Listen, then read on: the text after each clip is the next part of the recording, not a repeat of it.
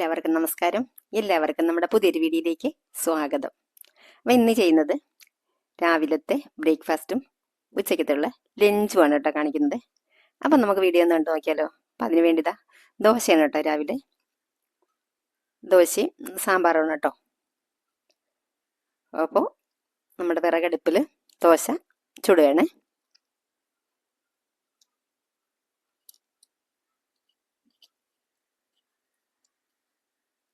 വിറകടുപ്പിൽ ഇങ്ങനെ ഈ ദോശക്കല്ലിൽ നമ്മുടെ പഴയ രീതിയിലുള്ള ദോശക്കല്ലിൽ ദോശ ഇടുമ്പം നല്ല ടേസ്റ്റാണ് ആ ദോശ കഴിക്കാനായിട്ട്.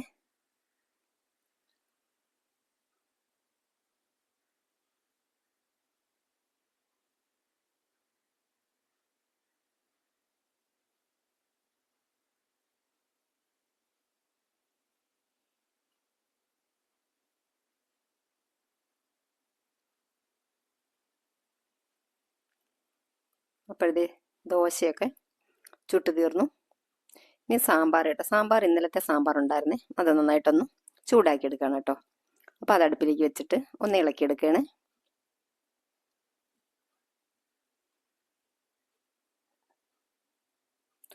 സാമ്പാർ ഇവിടെ നല്ലോണം തിളച്ച് വന്നിട്ടുണ്ട്. അതിങ്ങ് മാറ്റി വെച്ചിട്ട്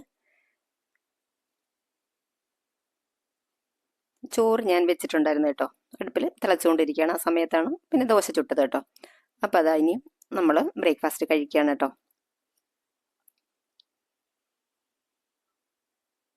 ഞാനും മോളും കൂടെയാണ് കേട്ടോ കഴിക്കുന്നത്. അപ്പം ദോശ എടുത്ത് വെച്ചു. ഇതാ സാമ്പാർ ഒഴിക്കുകയാണ്.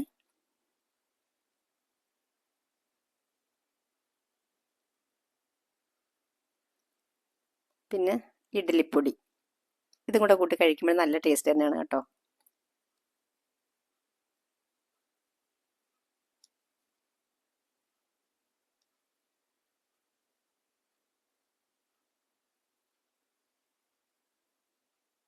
പിന്നെ ചായ, എനിക്ക് ചായ, മോള് പാലാണ് കേട്ടോ കുടിക്കുന്നത്. പാല് മറ്റേ നമ്മുടെ ചിയാ സീഡ്സ് പൊടിച്ച് അതിട്ടാണ് കേട്ടോ കുടിക്കുന്നത്.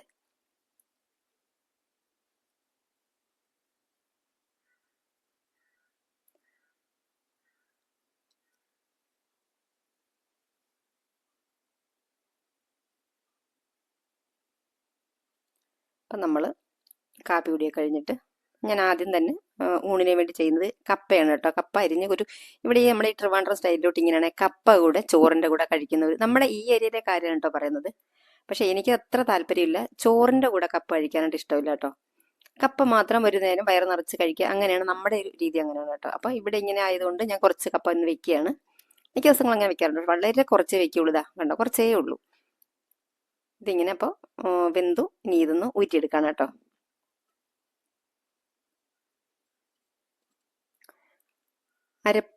അരച്ചതൊക്കെ അങ്ങ് ആ ക്ലിപ്പ് എനിക്ക് ഒന്ന് മിസ്സായിട്ടുണ്ട് കേട്ടോ. അപ്പോൾ നമ്മൾ സാധാരണ തന്നെ അരയ്ക്കും പോലെ തന്നെ ജീരകം, വെളുത്തുള്ളി, തേങ്ങ, പച്ചമുളക് ഇത്ര അരച്ചിട്ട് അരപ്പങ്ങ് ചേർത്ത് കൊടുത്തു കേട്ടോ. അരപ്പ് വെന്ത് വന്നപ്പോഴത്തേക്കും ഒരു 2 മിനിറ്റ് വെക്കൂ. 5 മിനിറ്റോളം വെക്കും കേട്ടോ അരപ്പൊഴിച്ചിട്ട്. അപ്പോൾ അത് നല്ല തീയല്ലേ, നല്ലോണം അത് അരപ്പിൻ്റെ ആ പച്ച ചുവയൊക്കെ മാറി വന്നപ്പോഴത്തേക്കും ഇളക്കിയെടുക്കുകയാണ്. നന്നായിട്ടൊന്ന് കുഴച്ചെടുക്കുകയാണ് കേട്ടോ.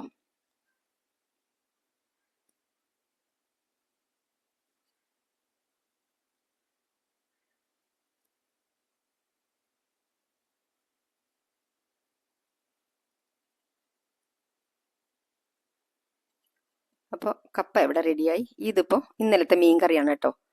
ഇതൊന്ന് നല്ലോണം തിളപ്പിച്ചെടുക്കണം. അതിന് വേണ്ടി അടുപ്പത്തിട്ട് വെച്ചിരിക്കുകയാണ്. അതാ ഒന്ന് ചുറ്റിച്ചു കൊടുത്തു കേട്ടോ. ഇത് അടിയിൽ പിടിക്കാതിരിക്കാൻ വേണ്ടിയിട്ട്. അപ്പോൾ മീൻ കറിയും റെഡിയായി. ഇനി വെക്കുന്നത് ഇത്തിരി ഇഞ്ചിക്കറിയാണ് കേട്ടോ. മഴയൊക്കെ നല്ല തണുപ്പൊക്കെ അല്ലേ, അപ്പോൾ ഇഞ്ചിക്കറി വെക്കാമെന്ന് വിചാരിച്ചു. അപ്പോൾ ഒരു ചീനിച്ചട്ടി വെച്ചിട്ട് അതിലേക്ക് വെളിച്ചെണ്ണ ചേർത്ത് കൊടുത്തു. പിന്നെ വട്ടത്തിൽ കനം കുറച്ചരിഞ്ഞ് ഇഞ്ചിയുടെ റെസിപ്പിയൊക്കെ നേരത്തെ ചെയ്തിട്ടുണ്ട് കേട്ടോ. ജസ്റ്റ് ഒന്ന് കാണിച്ചു പോവുകയാണ്. നന്നായിട്ട് ഇളക്കി കൊടുക്കാം കേട്ടോ.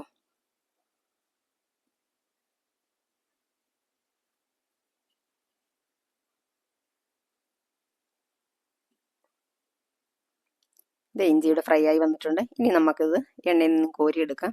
ഈ അടുപ്പങ്ങ് ചൂടായി കഴിഞ്ഞാൽ പിന്നെ യാതൊരു രക്ഷയിലിട്ട് നല്ല ചൂടാണ്. കണ്ടോ, നല്ല പുകയൊക്കെ നന്നായിട്ട് വന്നിട്ടുണ്ട്.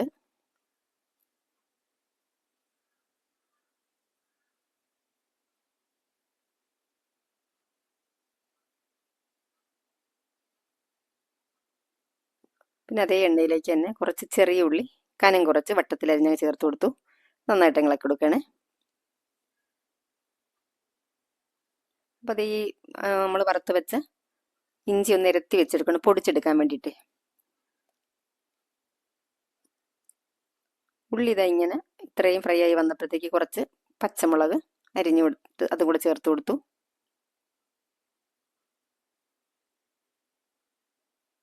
നല്ലപോലെ അങ്ങ് മിക്സ് ചെയ്ത് കൊടുത്തു. അതെന്താ പെട്ടെന്ന് തന്നെ ഫ്രൈ ആയി വന്നു കേട്ടോ.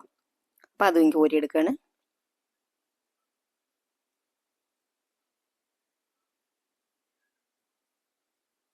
അപ്പം ഞാൻ ആ വെളിച്ചെണ്ണ അങ്ങ് കളഞ്ഞു കേട്ടോ. കാരണം അത് അതിലിപ്പോൾ അത്യാവശ്യം പുകയുടെ ഒരു ടേസ്റ്റ് വരുന്നതുകൊണ്ട് തന്നെ അതങ്ങ് കളഞ്ഞു. വേറെ പുതിയ വെളിച്ചെണ്ണ ചേർക്കാണ് കേട്ടോ. എന്നിട്ട് കടുക് ചേർത്ത് കൊടുത്തു.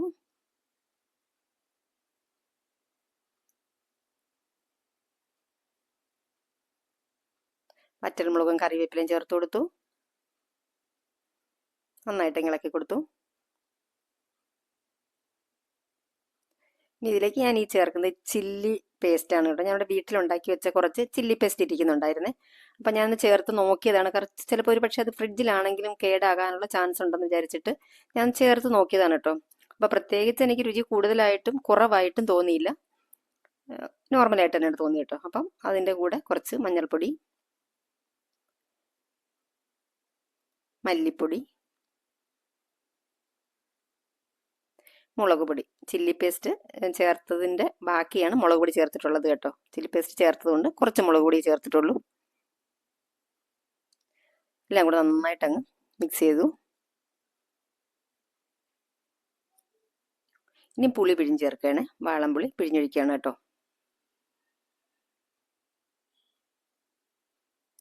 അപ്പം ഇതിന് ഞാനിനി പുളിയൊക്കെ ചേർത്തുകൊണ്ട് തന്നെ ഇരുമ്പിൻ്റെ ചീനച്ചട്ടിയിൽ വെക്കുന്നില്ല, ഒരു മൺചട്ടിയിലോട്ട് മാറ്റുകയാണ്. അതിനുണ്ട് ഇതാ ഒരു കൊച്ചു മൺചട്ടി വെച്ചിട്ടുണ്ട്. അപ്പോൾ അത് കുറച്ച് അടുപ്പിന് വട്ടം കൂടുതലാണ്, ചെറിയ റൗണ്ട് ഉണ്ടായിരുന്നു, അത് വെച്ച് കൊടുക്കുകയാണ് കേട്ടോ. എന്നിട്ട് ഈ അരപ്പെല്ലാം കൂടെ ഇതിലേക്ക് ചേർക്കുകയാണ്.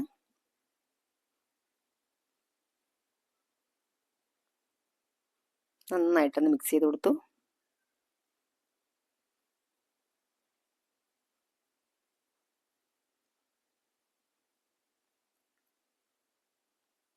ഇനി നമ്മൾ പൊടിച്ച് വെച്ച് ഇഞ്ചിയും ചേർത്ത് കൊടുക്കുകയാണ്. നല്ലവണ്ണം കട്ട നല്ലവണ്ണം ഒന്ന് ഇളക്കി കൊടുക്കണം കേട്ടോ. പിന്നെ നമ്മൾ നേരത്തെ ഫ്രൈ ചെയ്ത് വെച്ചില്ലേ ചെറിയ ഉള്ളിയും പച്ചമുളകും, അതുകൂടെ അങ്ങ് ചെറുതായിട്ട് കൈ കൊണ്ടൊന്ന് പൊടിച്ചിട്ട് അങ്ങ് ചേർത്ത് കൊടുക്കുകയാണ്. അപ്പം അതിൽ കിടന്ന് പൊടിഞ്ഞോളും ബാക്കി. അപ്പം അതുകൂടെ അങ്ങ് ചേർത്ത് കൊടുത്തു. എല്ലാം കൂടെ നന്നായിട്ട് അങ്ങ് മിക്സ് ചെയ്യണേ.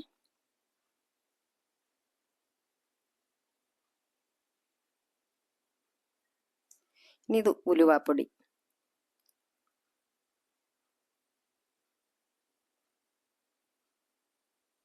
ഉലുവാപ്പൊടിയും ഉപ്പും കൂടെ ചേർത്ത് കൊടുത്തിട്ട് എല്ലാം കൂടെ നല്ലതുപോലെ ഒന്ന് മിക്സ് ചെയ്യണേ.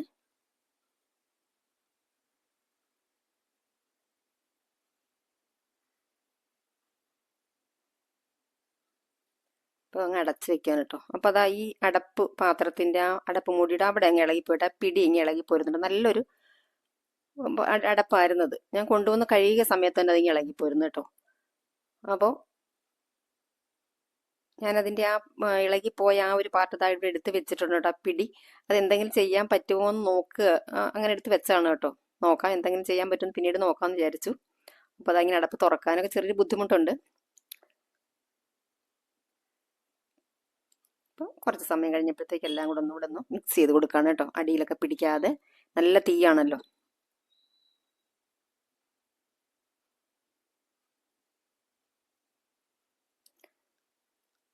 അപ്പോൾ ഇവിടെ കറി റെഡി ആയിട്ടുണ്ട്.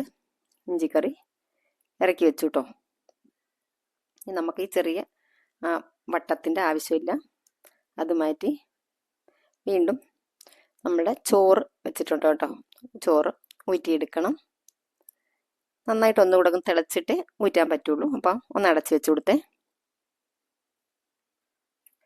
തിളയ്ക്കേണ്ട ആവശ്യം ഉണ്ടായുള്ളൂ. അപ്പോൾ അതാ ചോറ് ഊറ്റിയെടുക്കുകയാണ്. ചോറല്ലല്ലേ, കഞ്ഞി ഊറ്റുമ്പോഴാണല്ലേ ചോറാവുന്നത്. ഇനി അടുത്തത് ചെയ്യുന്നത് രസമാണ് കേട്ടോ. അതിന് വേണ്ടിയിട്ടൊരു മൺചട്ടി വെച്ച് കൊടുത്തു, വെളിച്ചെണ്ണ ചേർത്ത് കൊടുത്തു, കടുക് ചേർത്ത് കൊടുത്തു. വറ്റൽമുളകും കറിവേപ്പിലയും ചേർത്ത് കൊടുത്തു. ഉലുവ കടുക് ചേർക്കുന്ന ഉടനെയാണ് ഞാൻ ജീരകം ചേർക്കാറുള്ളത്. അത് ഇപ്പോഴാണ് കേട്ടോ ഉലുവ ചേർത്ത് ജീരകം ചേർത്തത്. എന്നിട്ട് എല്ലാം കൂടെ അങ്ങ് മിക്സ് ചെയ്തു. പിന്നെ തക്കാളി ചേർത്ത് കൊടുത്തു. ഇത് ഇഞ്ചിയും വെളുത്തുള്ളിയും കൂടെ ചതച്ചത് ചേർത്ത് കൊടുത്തു. നന്നായിട്ട് അങ്ങ് മിക്സ് ചെയ്യാണ്.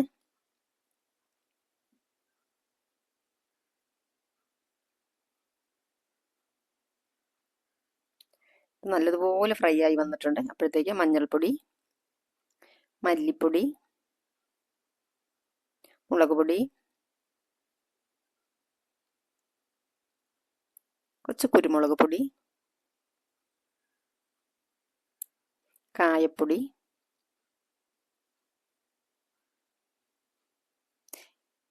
ഉലുവാപ്പൊടി,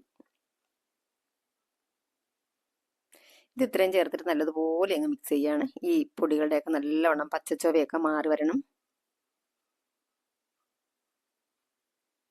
ഇതിലേക്ക് പുളി പിഴിഞ്ഞ് ചേർക്കാണ് കേട്ടോ, വാളംപുളി. ഞാൻ കുടംപുളി ഇട്ടും രസം വെക്കാറുണ്ട് കേട്ടോ. ഇതിപ്പോൾ വാളംപുളി ഇട്ട് ഇങ്ങനെ ഈ രീതിയിലാണ് കേട്ടോ വെക്കുന്നത്. എല്ലാം കൂടെ നല്ലതുപോലെ മിക്സ് ചെയ്യാണ്. പിന്നെ നമുക്ക് രസത്തിന് ആവശ്യമായിട്ടുള്ള വെള്ളം ചേർത്ത് കൊടുക്കണം കേട്ടോ.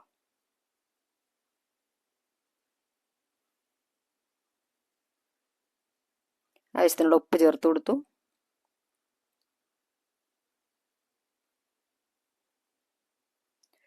നന്നായിട്ട് തിളച്ച് വന്നപ്പോഴത്തേക്ക് കുറച്ച് മല്ലിയില കട്ട് ചെയ്തത് അതുകൂടെ ചേർത്ത് കൊടുത്തു കേട്ടോ.